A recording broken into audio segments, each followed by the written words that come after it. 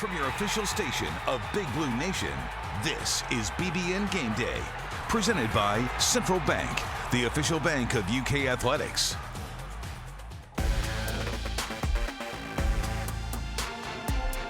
Caught at the 40, and it's another Tennessee touchdown. Levis leaping in the air towards the goal line. Touchdown, Kentucky.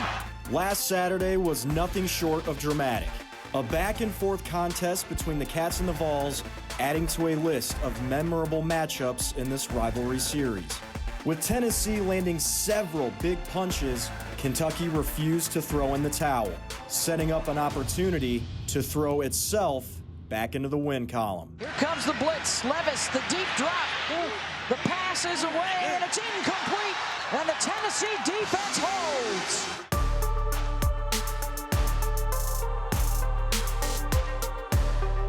Another frustrating loss at the hands of the Vols. And you could feel it amongst the players and coaches. Yeah, you're proud of the way your guys played and the way your side of the ball played, but we lost, and it's a gut-wrenching loss. After a historic 6-0 start, the Wildcats have now lost 3 in a row.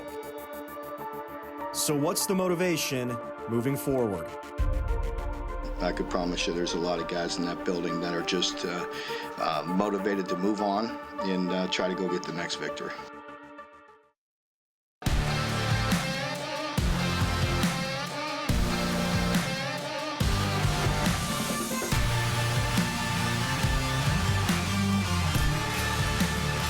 If there were any chance to get back on track, what better way than tonight?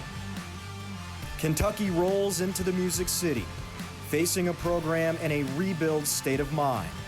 But the Cats keep humming the same tune, no matter the opponent. But once again, no matter who we're playing, it's about us, the situation that we're in, and how we react to what happened to us Saturday and the way we played, and that'll determine the outcome of this week.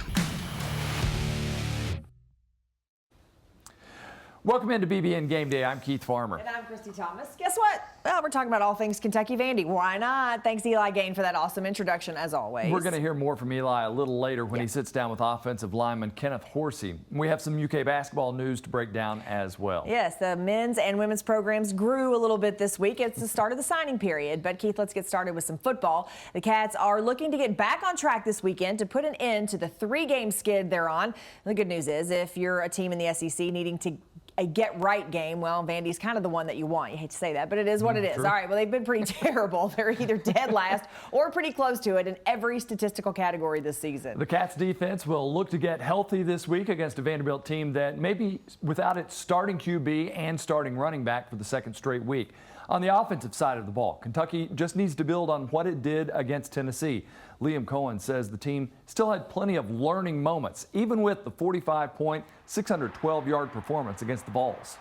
But before we hear from Coach Cohen, let's bring in Jeff Pecora with the UK Sports Network. And Jeff, thanks for being here. And first off, well, listen to this. Did some great things in some areas that we practice every week, right? First and second downs, third downs, and red zone. We're 5 for 5 in the red zone, 70% on third down, and obviously moving the ball on first and second down enough to get 35 first downs. But where we fell short was end of half, end of game. And that falls on all of us as a unit, myself included. It starts with me. Jeff, Kentucky didn't execute perfectly in situational football, but you had to be happy with the last Saturday's offense, at least that part of it, right?